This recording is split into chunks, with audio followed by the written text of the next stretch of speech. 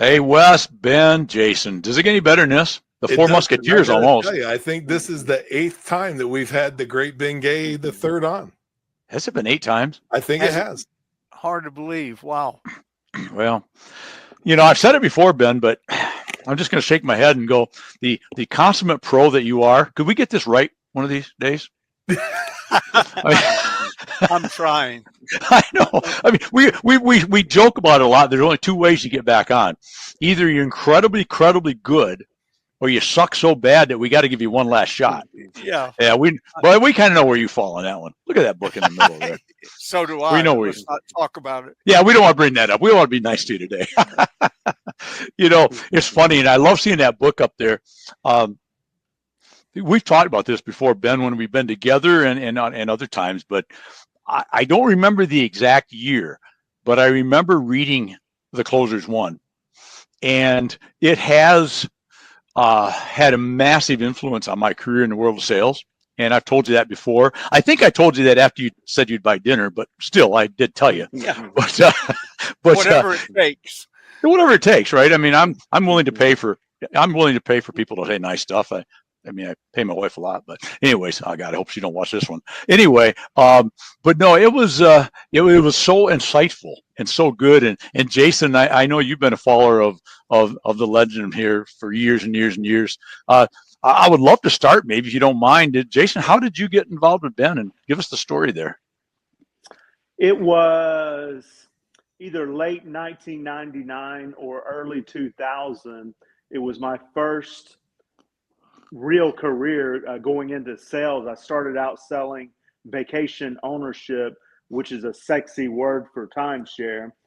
Started out selling at an offsite in Atlanta, Georgia for a company called Fairfield Communities. Then I went to Smoky Mountains, Tennessee. Then I went to Destin, Florida.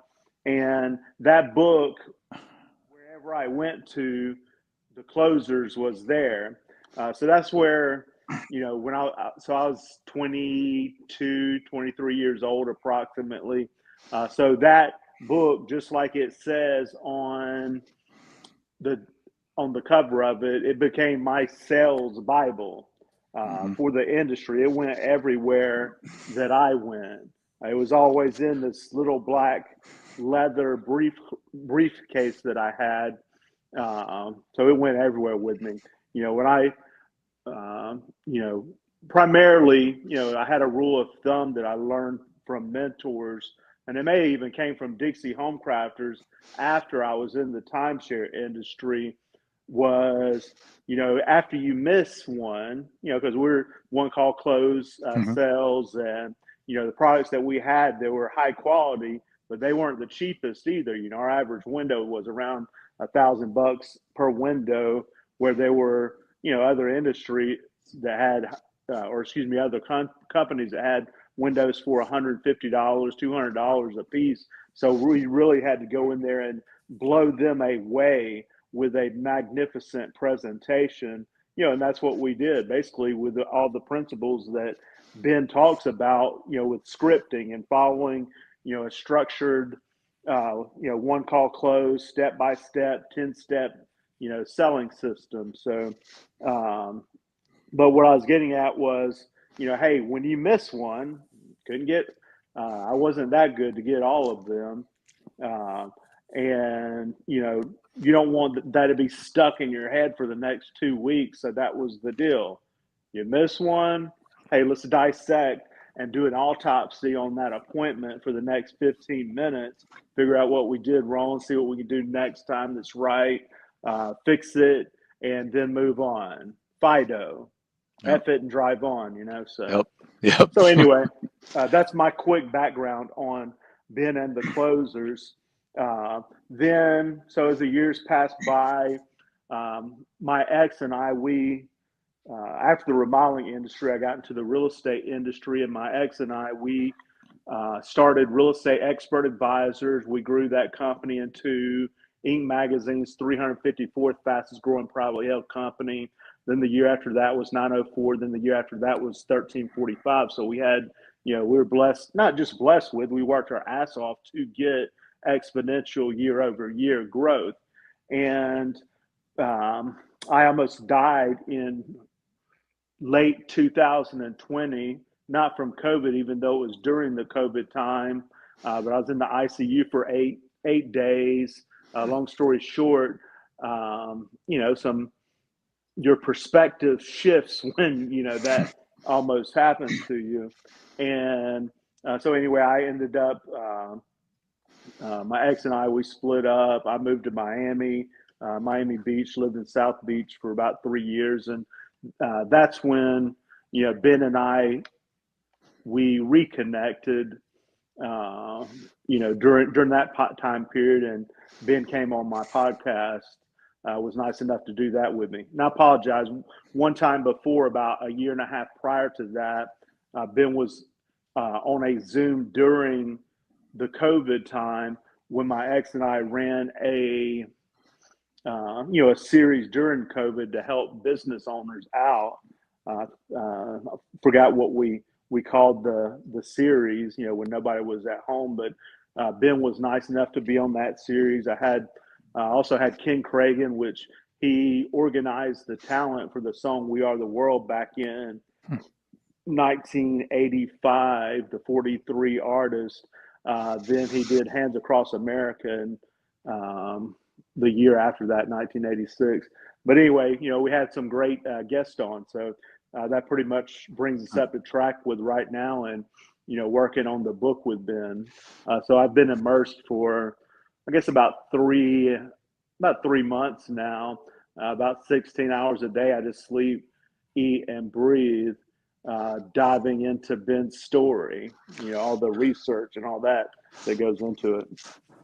So Ben, you got a story to tell apparently, and Jason's going to tell you a story. I mean, Wes and I have had with 7 or 8 visits with us here, and then spending some time with you in Sacramento. There's a story or two in the old. Oh, there we are. Look at us. Who's that? And there's creepy old Gigi. Good picture. Hey, you watch whoa, boy. You better hope she. There. That's why he's. Hey, look at it. He's pretty brave and he's a smart man. Brave. A lot to say when Gigi's not around. She's not here. I know. As I said, you're pretty brave when she's not around. I see how you operate. Yeah. But no, we had a great time out there in Sacramento. But so are you enjoying this process? Because there's so many stories, and we're always up for any of the stories you want to tell. But what's your favorite story that you've told Jason so far that just stands out? Well, I'm not sure there's one, but we got time. Sales stories and situations I've gotten into. But I was about to tell you, if either of you ever commit a crime, pray Jason Williford isn't hired to track you down, because he will try. He brings up Red Nelson was the warden at San Quentin when I started teaching there. He's the one I talked into letting me teach there. I know his name, obviously, because I've been talking about him, but I haven't been to San Quentin in 50 years. I didn't know there was a picture of Red Nelson anywhere on earth. Hadn't seen him in so long, I forgot what he looked like. And then one day I'm looking through something Jason sent me, and there goes Red Nelson across the main yard at San Quentin in black and white with a hat on. I'd only seen him in his office. And I thought, how the hell did he find him? And then there's been about 50 others like that. And then yesterday or the day before, he said, "Is Donna Ashley Gay your cousin or a pen name you use?" I haven't seen Donna. We email occasionally, but I haven't seen Donna in person since I was 14, and I just turned 83. And I'm thinking, I said, "Gigi, how did he find Donna Ashley?" I couldn't find Donna Ashley unless I was responding to her, and her last name isn't in her current name. And I saw her, according to her, I don't remember the first time, but she said when she was 6. Then I know I saw her at 14 because I was on a trailer trip with another aunt. And I was 14 when that happened, and she joined us for a day or two. And I don't think I've seen her since. Wonderful lady, talk to her all the time, and is a good Southern lady, Jason said, "Wow," or something like that. I said, I love her. And she was a model. And that picture of her is stunning, I think. Makes me think non-cousinly things. Ben, you bad boy now. Yeah. But That's awesome. we won't take up time here, but I still want to know, Jason, how did you find my cousin in Dallas, Texas, who doesn't bear my I found name? out more too. Yeah. I found more. Like, I know where the business she was into. I know that she was a model. Yeah. Very beautiful lady, but she was a model, and I've worked with international models as well too. They're my friends, fashion designers around the world. But so I have that intrigue. For one, I love the beauty of a woman, but also I've found out how brilliant these models are, like the high end models, like how brilliant with entrepreneurship they are. The good The ones, higher yeah. end one, oh yeah, Yeah. they know. And they usually own multiple businesses as well. But anyway, yeah, I dug in and found out that she was a model years ago, and I found out also that I believe she was in the photography industry. So I have a friend over at the CIA that gives me all this information. Yeah, I think you do. Oh, He's I bringing can't up give all people my I haven't. secrets away. He's bringing up people I haven't thought of in years and years. Donna's not one of those, but I haven't seen her in 70 years. wow. And Wow. well, Donna and I were talking the other day, he says, and I'm going, how the hell is he talking to Donna? Looking That's for old awesome. emails, I couldn't find her. But he's just remarkably good at picking up a string and then running with it to the end. And he's brought back to my memory a lot of friends who then contact me and say, I was talking to Jason the other day and I didn't know if it was all right to tell him this story. I said, no, my deal with Jason is anything, nothing's off the table. The good news, the bad news, everything. Let's get it done and have it Yeah, behind it's been like that too. Like, there's things that's going to be in this book that I'm like, I've asked Ben a couple of times, like, hey, do you want this in here? And he's like, run it. So I was like, okay. He has not told me one time, hey, don't put that in there. He's gave me clarity about a situation or two, just to make sure everything is truthful.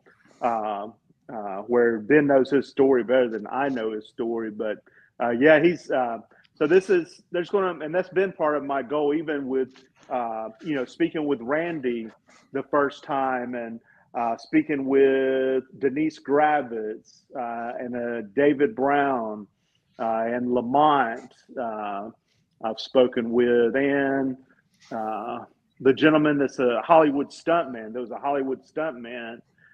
Spoke with him as well too. But Pat the Hall. one common, Pat Hall, and that's been the one common thing is, hey, I want this book. I really would love for Gigi to be reading this book and nudge Ben and be like, hey, you never told me that. There's going to be some of them in there based on what I've found out. There's Lamont Bowens. He just mentioned. Okay.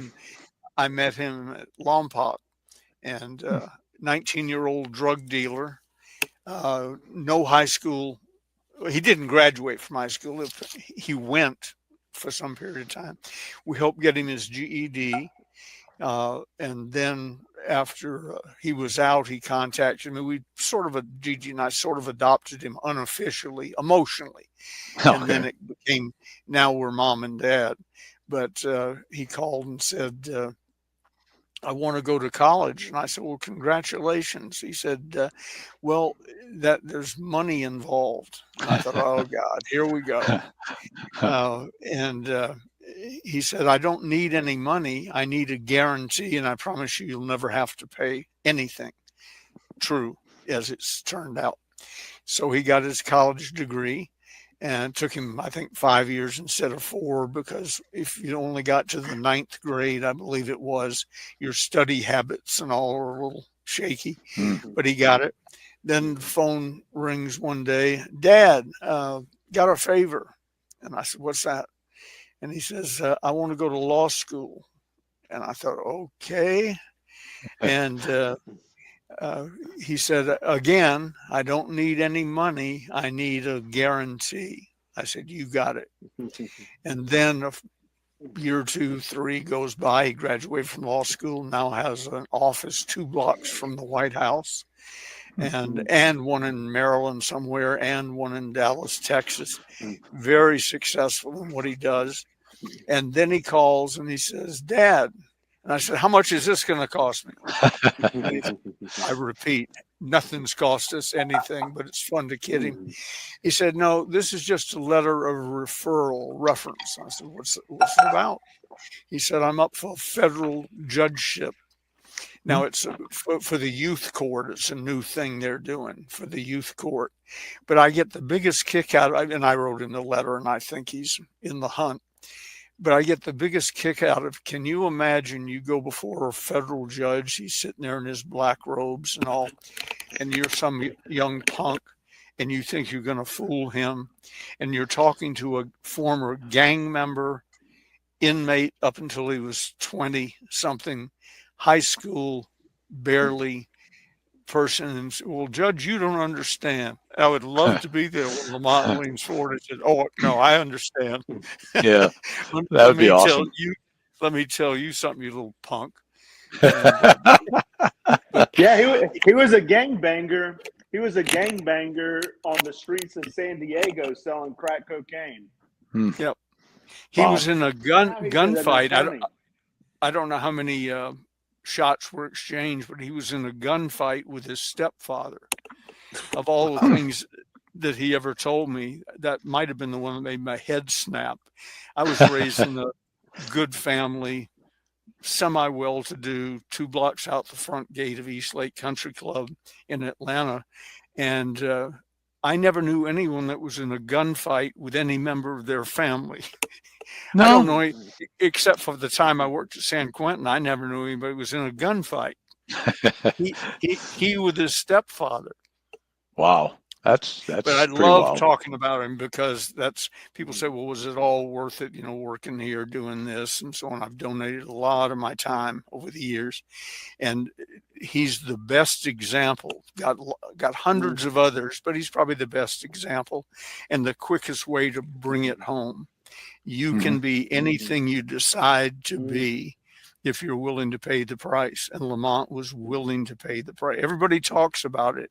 Lamont dug in and paid the price. I am so proud of him.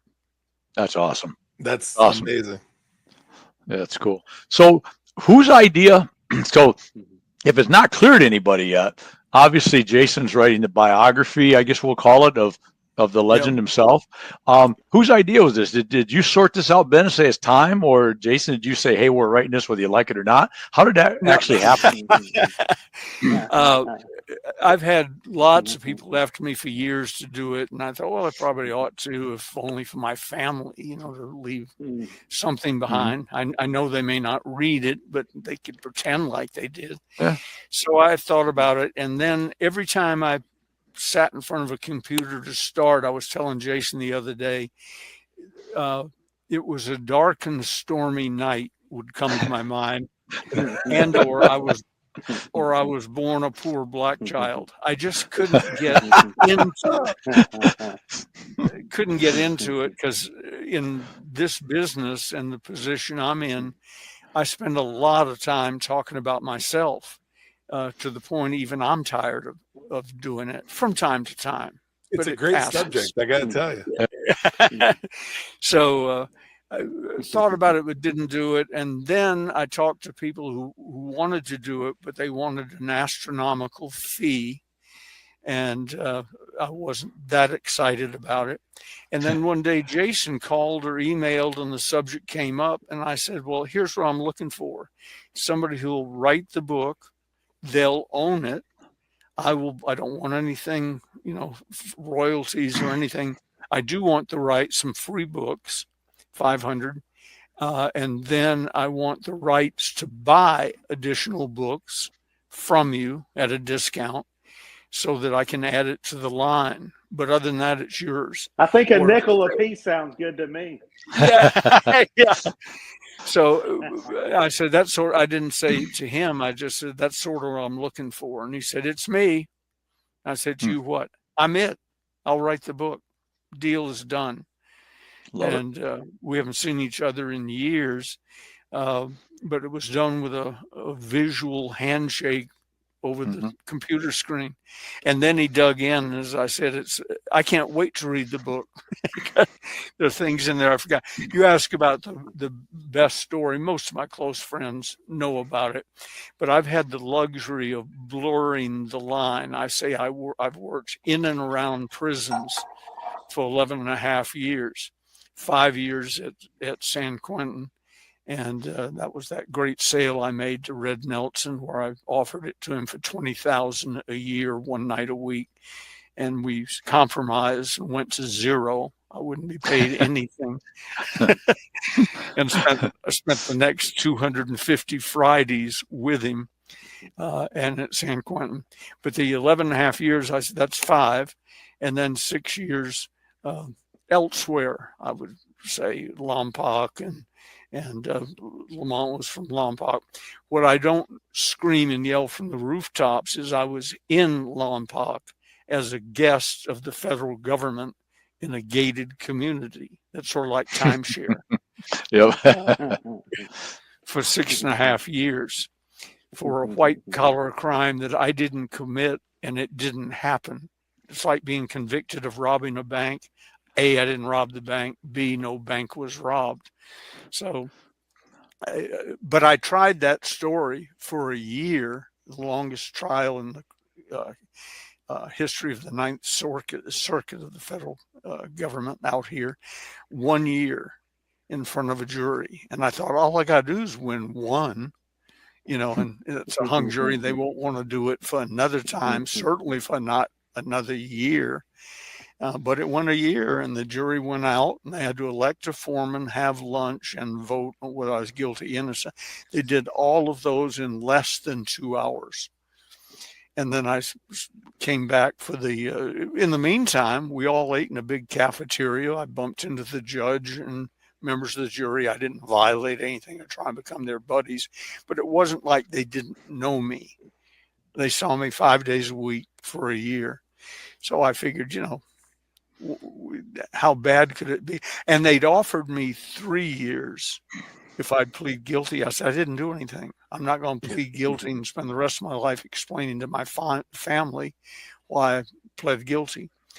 Well, on 3 years, I would have done 1, unless I stabbed a guard. Back then, under the law, you have to do a third of it. You'll never do more than 2/3 of it unless you stab a guard. So I'm looking at 1 or 2 years. I said no. I spent a year in trial. When the year was over, I thought to myself, I'd be done now if I just took the plea and had gone, But I said, well, at least we know the worst. I'll get sentenced to 3 years, do 1, stand in front of the judge. And Milton Schwartz, I'm happy to report he's dead. And I'm sure wherever he is, he's looking up at us. Hey, friends, it's Randy here, the owner of Source One Marketing. I bought from Randy.com. And I got to tell you, we are proud to sponsor the Building Wins Live podcast and vlogcast. We have 4+ decades in this beautiful industry of supplying materials, supplying services, supplying marketing assistance, and we just are proud to sponsor Building Wins Live and some great guests that we have every single week, many of them from our beloved industry and many of them from outside the industry that still bring some incredible content. So make sure to check us out at ibuyfromrandy.com and let us know what you think about this show. For now, thanks for checking this out. Let's get back to the show. But I go up in front of Judge Schwartz for sentence, and he said, Mr. Gay, you're one of the smartest people I've ever met. And I thought, oh, we're going to have a testimonial dinner. This is good. And he said, so it bothers me, but I'm going to sentence you to 15 years. Now, 15 is due 5 or 10 1/3, 2/3. But 15, he said 15 years. And I was told by friends in the court, I looked around behind me like, are you talking to me? The guy who was just in a courtroom with me for a year. He's the one who said, opening day of the trial, I'm a lawyer. I've been a judge for X number of years. I've read this thoroughly. I don't understand what you're charging him with. And I nudged my attorney and I said, that's it. We're out of here. Well, it turns out that not knowing what you're charging with doesn't slow them down. And then a year long, how could you spend a year in a trial as a juror? No. You know, this jury, the judge said to him one time when it looked like it was going to go more than a week, which I figured it would. He said, we got out to, let's say, 6 months. He said, I'm concerned that some of you, I don't want you distracted. I want you focused in. Is there any date beyond which any of you could not serve? Any date. That could mean a 10-year long trial. 12 people and the alternate said, no, we're good. I think, where did they find these people? Wow. You know, they a lot of them had jobs that they didn't like, and the job still had to pay them, and they were getting $20 a day or whatever on jury duty. So when they meant they'd be there forever if necessary, they meant it.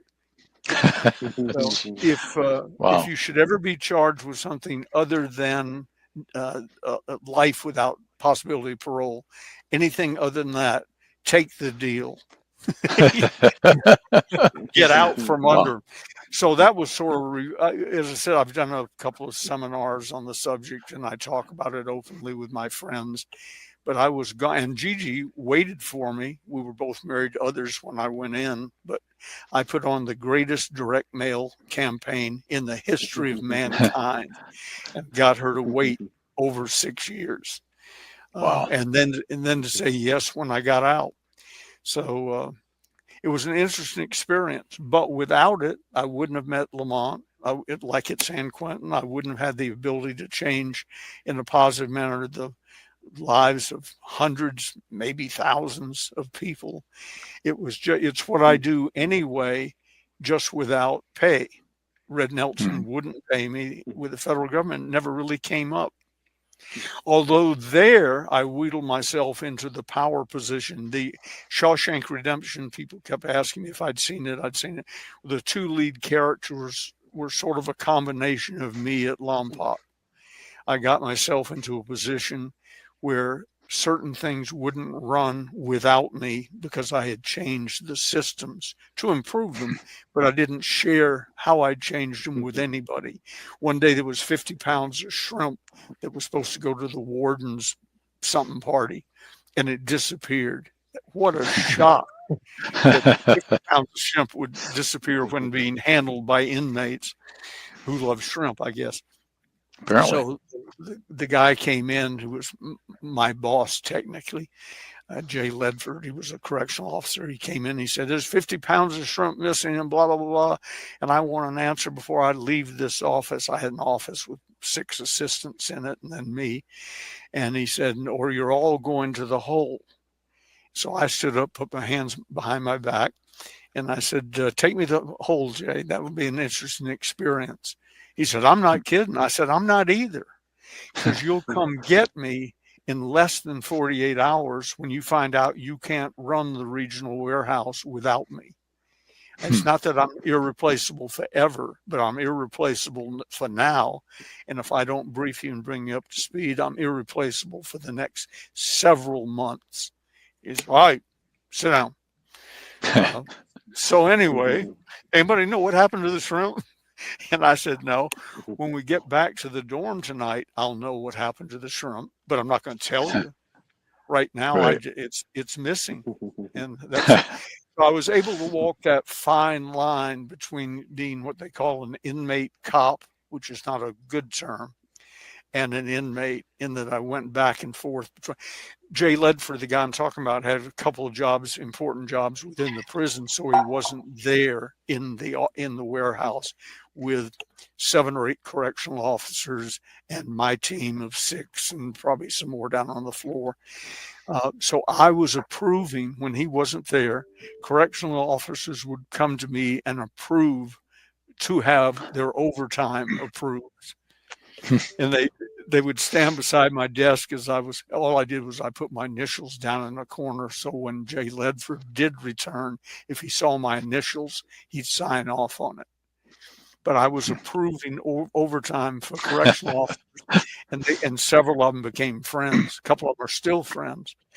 Said, "Does this seem weird to you that I have to come to you to get my overtime approved?" I said, "It's crossed my mind on more than one occasion. But that's awesome. if you mess with me, I won't approve your overtime." No. There you go. And they called me Mr. Gay. I wouldn't answer anything but Mr. Gay until they became a close friend. And even then they called me. And the way I trained them to do that is I wouldn't answer to anything else. Walking across the yard when I first got to the camp, I was in a medium security for a little while before that. When I got to the camp and walked across the yard, and a guy says, "Inmate," and I just kept walking. I was the only one on the yard, so I knew it was me. I just kept walking. I was on the way to the dining hall. "Inmate," nothing. "Asshole," just kept walking. Somebody mumbled to him what I answered to, and he says, "Mr. Gay." And I turned around and said, "Yes, I may help you." And you could see in his eyes, I don't like this, but I got it. I understand now how the game is played. So it was sort of fun. I did in prison what I do now. I ran a business. I spoke. I taught my people builders class from San Quentin there. I ran the education department. So it was I had my own van to take my crew over to the warehouse. And if I wanted to leave, instead of turning left into the warehouse, I'd have turned right and been gone for a while. But that adds 5 years to your sentence. So I decided not to do that. But other than that, I did what I've always done. It was just in prison for a lot less money. But money, I made enough. The average inmate makes $30 a month. Then I don't know what they make now. Enough to buy toothpaste and whatever. I was making $600 a month and sending 550 home to Gigi a month. And the only downside to that was when I went to leave, they give you gate money. I think it's $300, was $300 then, so you don't rob a bank before you get out of town. And so as I was packing up, I said, "When do I get my gate money?" He said, "The warden said you don't get any gate money." I said, "Why not?" They said, "Well, we read your report in the PSI, some sentencing investigation, prior sentencing investigation. They regard that as absolute truth." I'd never read mine. I don't think I was supposed to. In that report, they said that I had $30 million in cash in a storage locker somewhere. They didn't know where it was, but they had that. When I was asked about it by a couple of correctional officers who had read the file, they weren't supposed to read it either. They said, "It says in there you have $30 million in cash." And since they all knew that, word spreads quickly. That affected in an upward manner my treatment. It was already good, but I became.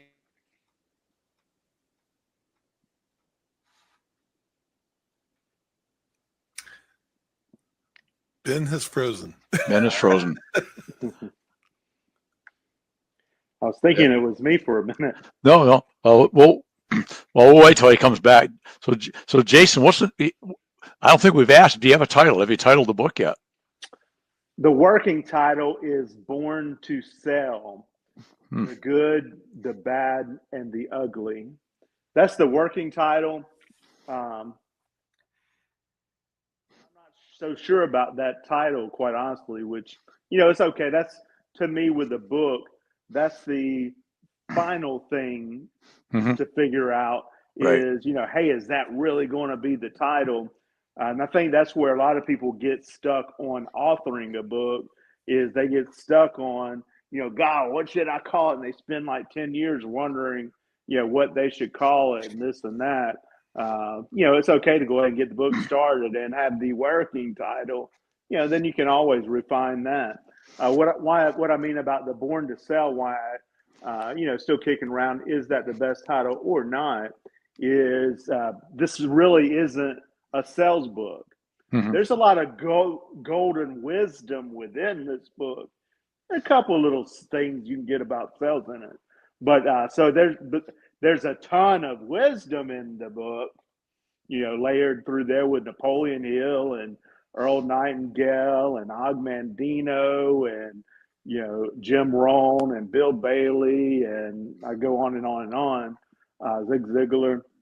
But there's a lot of wisdom in there that's dropped, but it's not a sales book.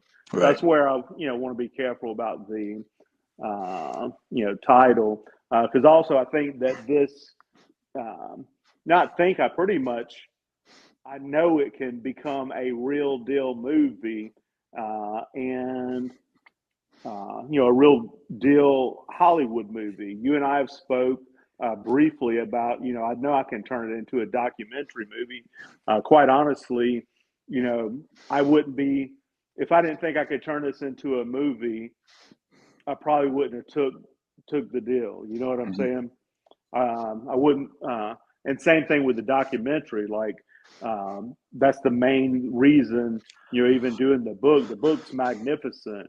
But that's more of the arena, that I'm into, is the film part of it. So, Yeah. and this book is, that's just a proven principle. Books become movies. Right. The Godfather movie, was a book turned into the movie.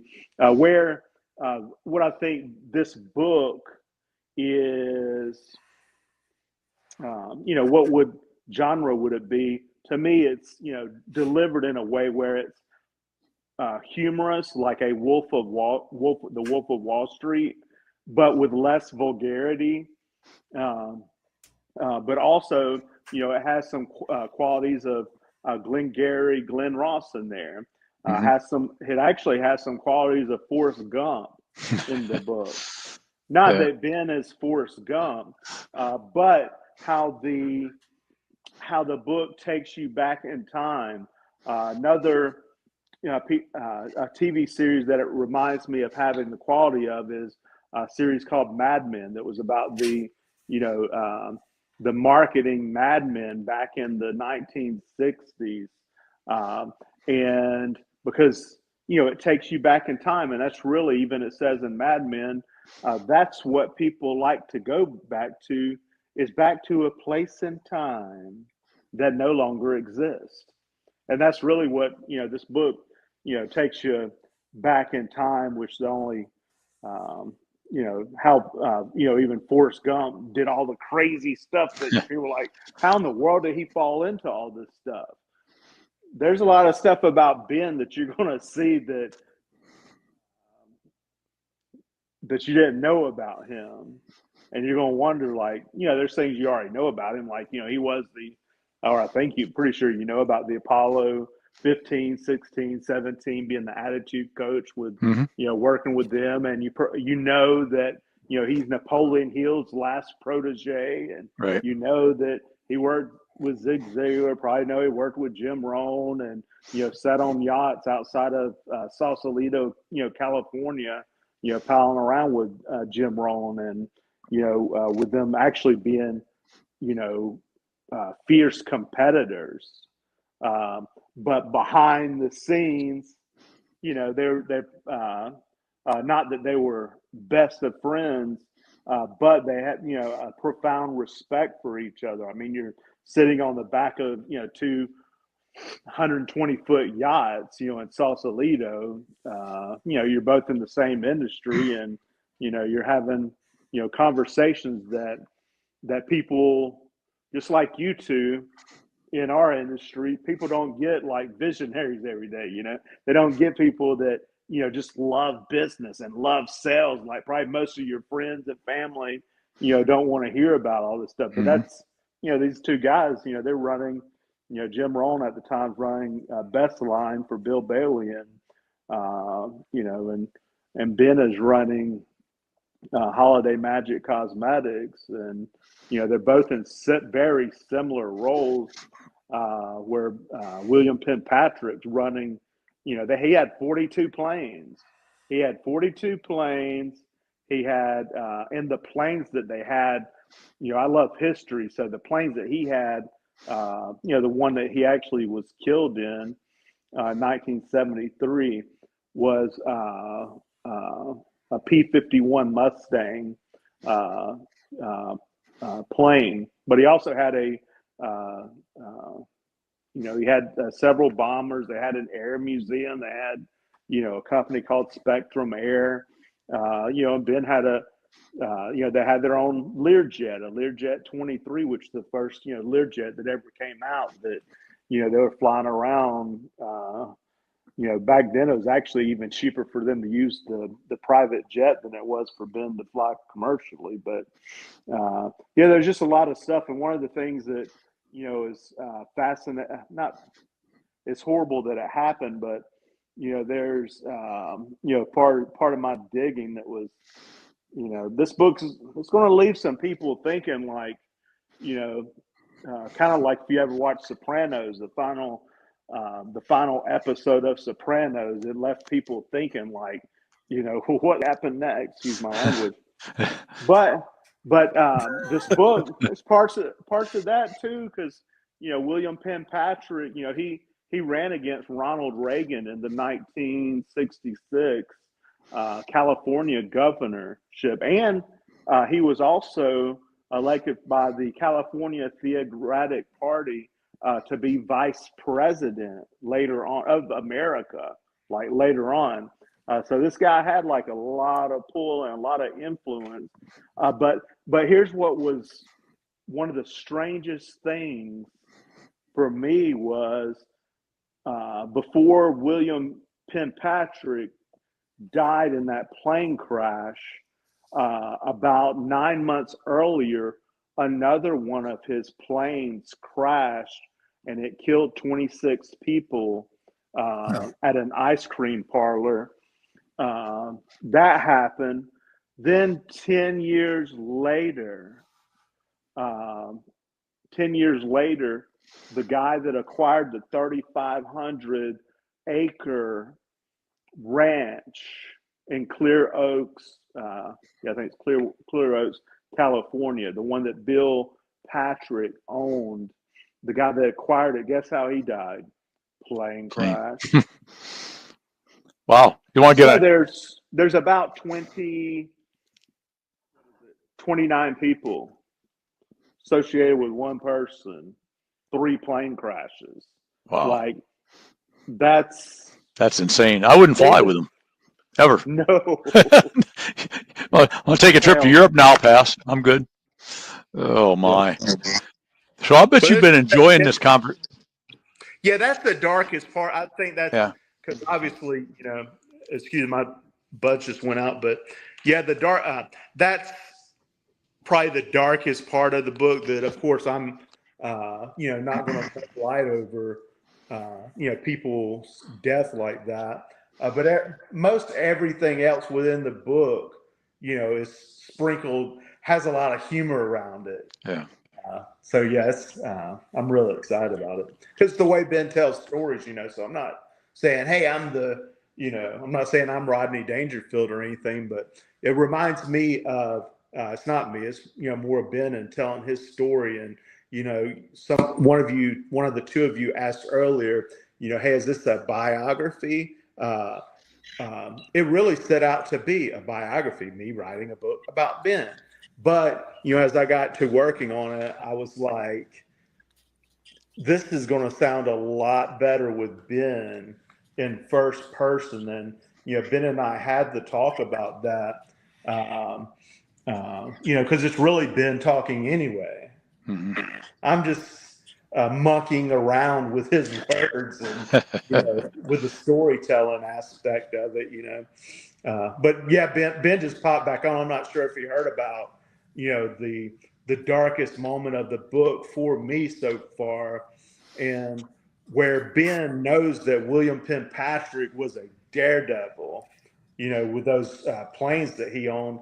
But I got to digging around and Ben's perspective, and that's where we can even beg to disagree a little bit. Is that it's just very strange coincidence that 3 planes go down, and 29, I think it's 29 people died in 3 separate plane crashes. So that's the darkest part of the book. Rest of it's like hilarious, but it makes people think, and or it made me think anyway, like, what is the real answer? Like, what happened? Yep, exactly. Good stuff. Well, Ben, welcome back. Good nap, or you okay? Thank you very much. It all went away, but the amazing Gigi walked into the office and she said, "Can I do anything for you?" I said, "Yes." You can Yes. get me hooked up again. I thought it just popped up because just of her electronic presence. It just popped on. Yeah. She walked in and it went on. Yeah, exactly. Yeah, that's funny. Well, listen, that's awesome. When do you think we're going to see this book that I need an autographed copy of, just so you know? I could honestly have this book done, because I've been immersed in it, sleeping it, that's just I've become obsessed with things. It's a blessing and a curse. But I could honestly have the full manuscript done, ready to rock, probably 3 to 4 weeks. But we want to be a lot more strategic than that, because whether it happens or not, I believe that this book should become a #1 New York Times bestseller, in its genre. So that's my personal goal, not just for myself. Some of it is selfish. Hey, I want my publishing company and myself. I think that'd be pretty cool. I wasn't the best student in the world when I was growing up, so I think I told you that. Welcome to the club. Yeah, I had learning disabilities is the reason why. So it runs deeper for me. My why does, but also obviously for Ben, Ben's book is a tight genre, just like my book with Jay Abraham, The Ultimate Real Estate Machine, was written to only 0.1% of the highest producing real estate agents in the world. So when you're, writing to a target market that is, that small, of course, you're not going to sell a zillion books. Ben's series has been a more open genre, of course, the sales industry. But this book right here is written to a larger target audience, and very intentionally too. Even down to, the female base, because, obviously cosmetics, holiday magic and cosmetics, and, the holiday girls, and, things that took place behind the scenes. I think it's pretty fascinating for everyone. Awesome. Well, Ben, this is going to be exciting to see. I bet you can't wait. I bet you're excited about it. I really am. I wasn't when we started. I was relieved. Oh, someone wants to write the book. Super, and if it had died, like a lot of projects, in the self-improvement sales industry, a lot of things are going to happen and don't. I'm sort of used to that happening. And it's partially my fault, but I'm real clear on what I do in projects. I'm the talent. I don't have time to do this or that and so on. If my name and my talent and appearing on screen can help, that's my contribution. But when they find out they have to work, that frequently is the end of the project, or they fade away. You know, no one ever says, "That's it, I'm out." They just fade away. So I wouldn't have been stunned if that had happened with Jason, but I was pleasantly surprised because he is really something. And as I said, Awesome. now I am looking forward to reading the book because he's found things that I sort of forgot about. You know, I said, oh yeah, like Donna, my cousin. Yeah, I have a cousin. How'd you find her? Yep. And That's awesome. yeah, That's a great story. Nelson was the warden, but he's been dead 50 years. How'd you get a video of him? That type of thing. So I truly am excited, and I've seen enough of Jason's writing to know it's going to be good. So maybe I get to people always saying, I'm sure we all get the question, you know, well, what is your legacy? Well, I've lived my legacy, but somebody's writing it down. Yep. So if they want to know. And I apologize cutting you off, but I thought of this earlier, and I didn't want to just leave it hanging and not.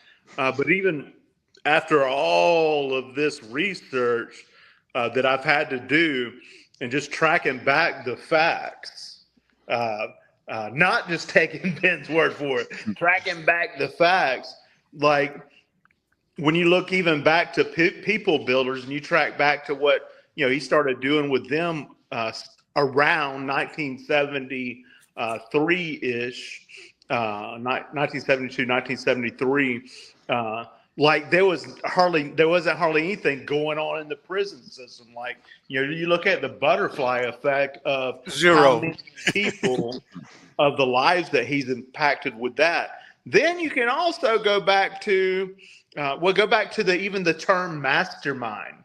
Who did that come from? I researched it.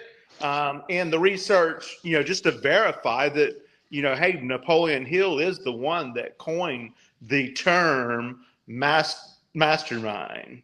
And there's layers within this book of, Dr. Hill actually, guiding Ben on how to effectively, handle a true mastermind that Ben then later took and optimized that, but also leadership dynamics that if you start to look back to people like Tony Robbins of today, Jim Rohn wouldn't have probably wouldn't have known about him quite possibly without leadership dynamics. And that spins into Tony Robbins and then all the people that, Tony Robbins has impacted. So, really when you, Ben Gay's legacy, like there's a lot of things that wouldn't have happened, I don't believe, without him being on this earth, Thank you. That's very kind of you. And frankly, it's true. I'm not being egotistical. I'm just saying I was there. Yeah. And I know how they got in their various positions. Looking back, I almost wish I'd played a little differently, but I was the one pushing Zig out on stage and pushing Earl Nightingale, who hated public speaking, hated it, pushing him out on stage and so on. And I was doing well being the behind the scenes maestro who did a lot of speeches himself, but still I started out introducing William Penpatrick, traveling around to 26 cities with him in a prop plane, and I would introduce him and so on. And then somewhere along in there, he came to me, he said, "We're not going to travel together anymore." And I said, "Did I do something wrong?" He said, "No, but your introduction of me has expanded to the point they don't need to hear me, and we don't need both of us to fill a room. We can fill two rooms simultaneously. So you're on your own." And I said, "What am I going to talk about?" He said, "You're already doing it. You stole half my speech." Awesome. Divide and conquer.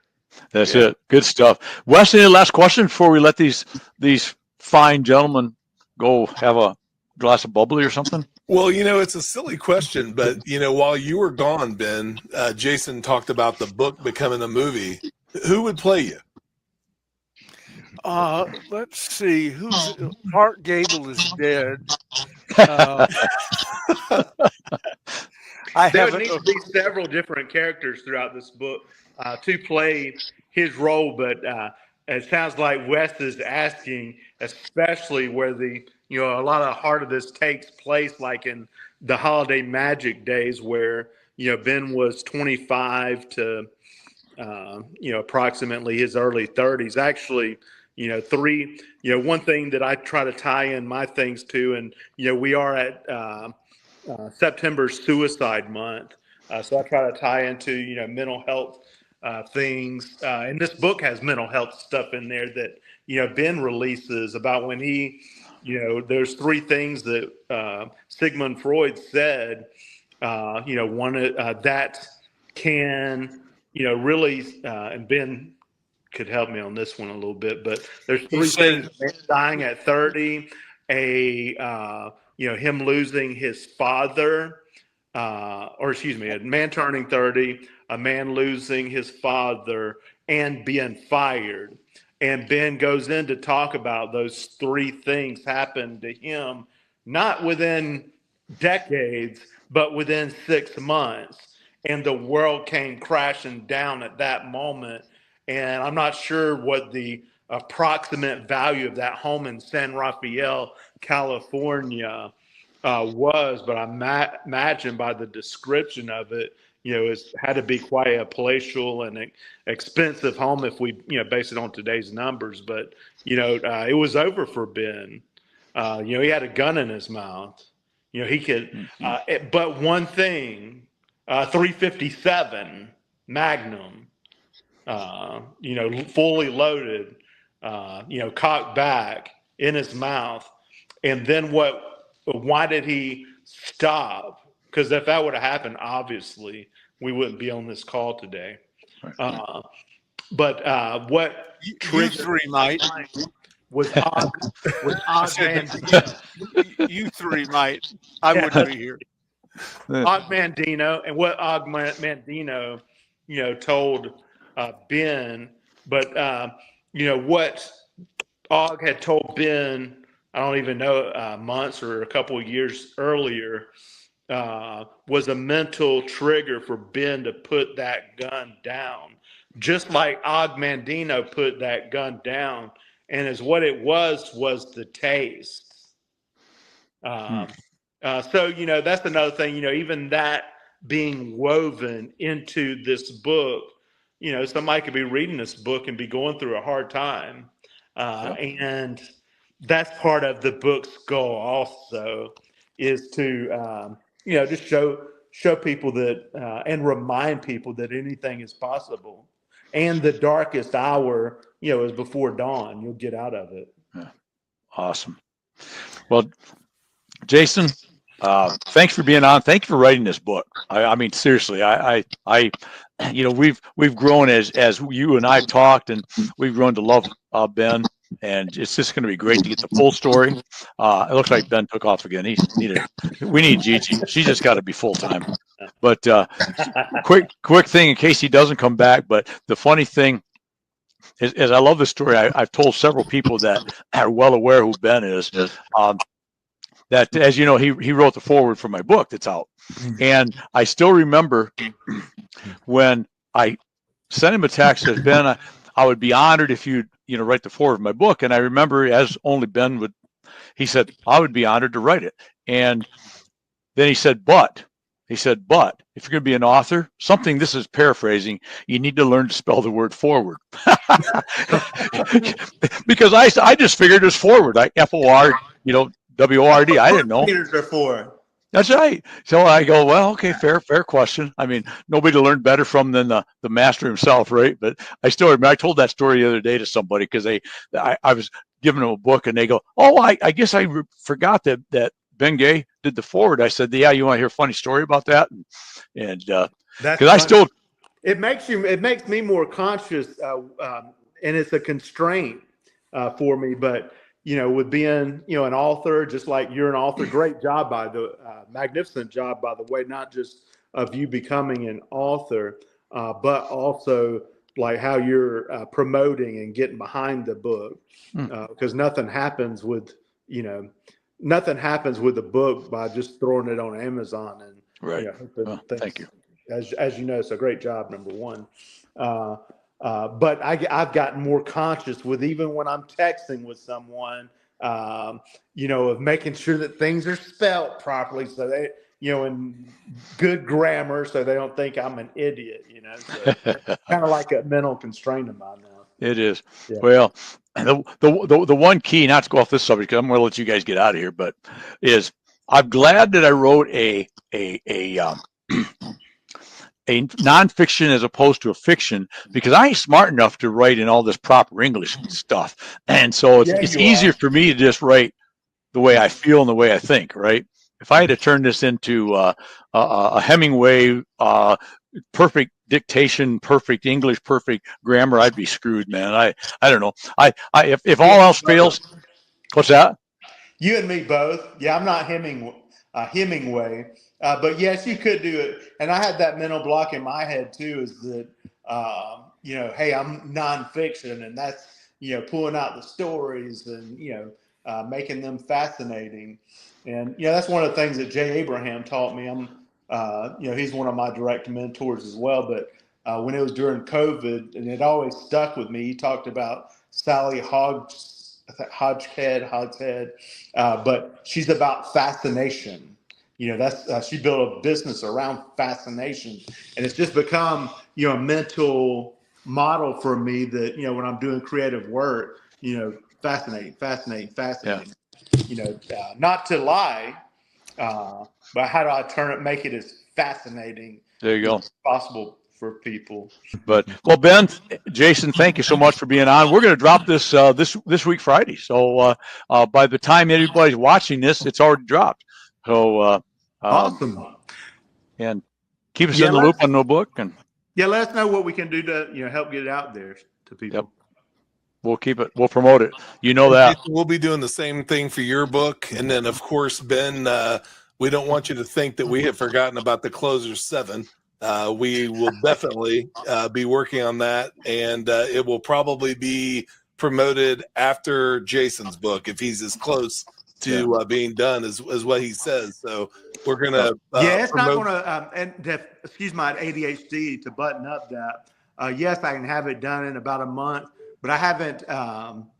That's what I wanted to speak with Ben about at some point once I do get it more close to being done in the next couple of weeks. But a good launch date, because like Mr. Ken Cragen said when he did, Lionel Richie, he performed at the 1984 Olympics, singing all night long, and you would have thought with several billion people watching him do that it would have gave his career a big lift, but it really didn't.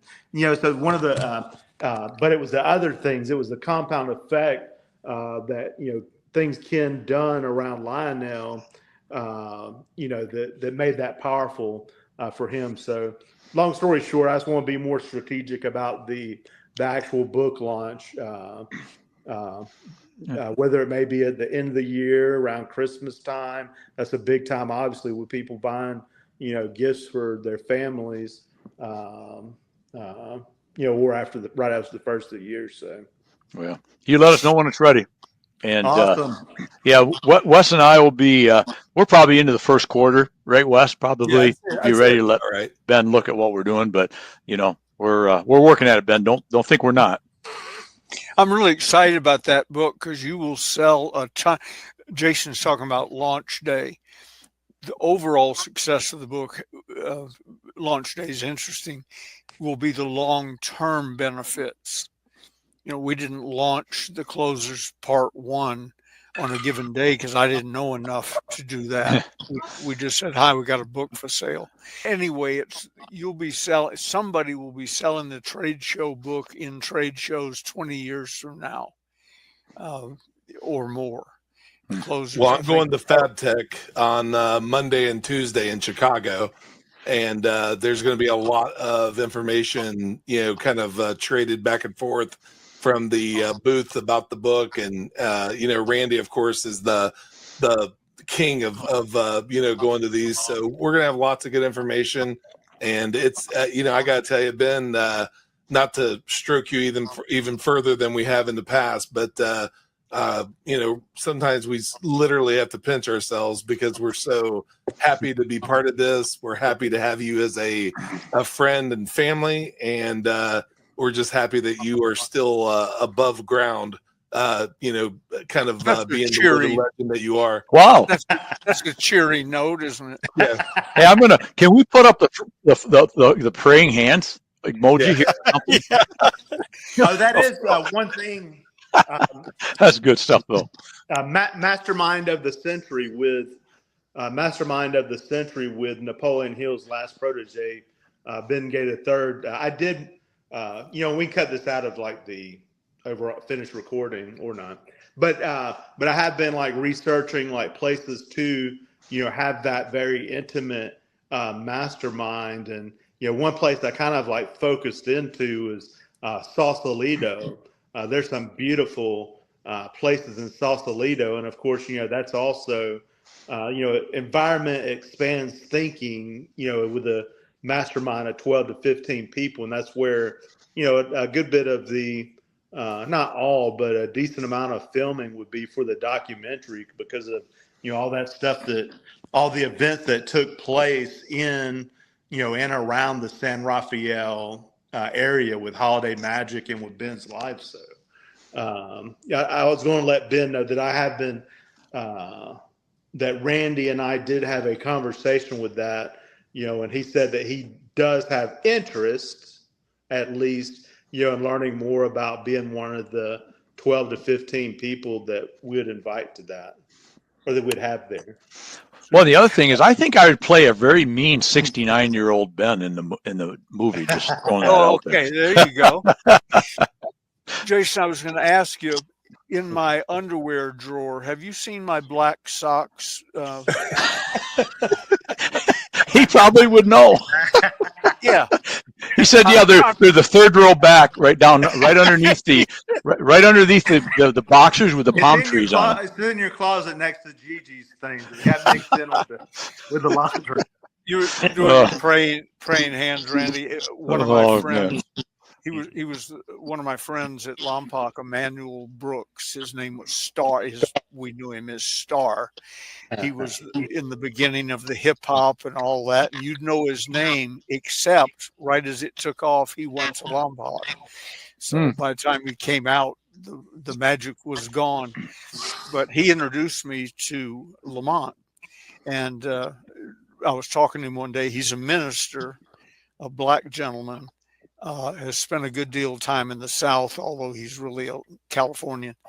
But we were talking. He says, "How old?" I'm quoting directly. "How old is you now, Mr. Ben?" And I said, "I'm whatever, 81, 82, whatever it was at the time." He said, I'm gonna have to get up there and see you before you pass. I said, "Well, thank you." Yeah. Cheery thought. Thank you very much. When Wes said that. Listen, I am glad that he is among us. I was trying to say he's a living legend. I'm glad that you're around, Ben. Yeah. Thank you. Me too. Me three. Yeah. Somebody, you guys either have played golf or no golf or whatever. People talk about playing the back nine. You make the turn in life and in golf. And a friend of mine called the other day. He used to be a pretty good golfer, as was I years ago. And he said, in golfing terminology, how you doing? And I said, I just putted out on the 16th and I'm heading to the 17th green. He said, gotcha. 17th tee. He said, got you. That's according to the actuarial tables. That's where I am. I'm playing on house money. People my age are supposed to be dead at 77. I'm 83. I'm ahead of the game. There you go. Well, let's stay there for a while. I got stuff to learn. I'm heading to the 17th tee. So let's do this quickly, guys. Yeah. Okay. Yeah. Let's get going. Wes, we got our work cut out for us. I think I've been in the sand trap for the last couple of years. So, yeah. Well, I just and my only golf story is that I tell everybody with full sincerity that I play par golf. I just stop counting whenever I hit it, which is usually somewhere around the 7th to 9th hole on an 18 hole. And then I'm done. You know, I prefer the 19th. It's silly and it's depressing. It is. Besides that, I'm playing for to chat with the beer cart girl, smoke a cigar, and get to the clubhouse for a bourbon. That's I was just reason. going to say, I think you like the 19th hole the best. Exactly. Exactly. That's the best hole. All right, guys. Do you know, real quick, do you know what a ringer score is? A ringer score? Yeah. Mm-mm. My mother used to run the golf association at East Lake, the ladies, and she taught it to me, and I started keeping it. A ringer score is first time you play a course, you just write down what you shot. The next time you play it, any hole that improves, you cross out the old one or erase it and put in the new one. So over time, you get to see how well you could have played that course if you'd done the very blah, blah, blah. My ringer score at East Lake is 18 under par of 54 without ever having shot a hole in one. Wow. So, but it only, how long did that take you, Ben? About 8 years. That's interesting. That is. Oh, man. Well, enjoy it, guys. Love you all. That was great. Love you. Thank you, fellas. Appreciate it. Great meeting you, Jason, and love you, Ben. Sir. You too, Wes. All right. Thank you, fellas.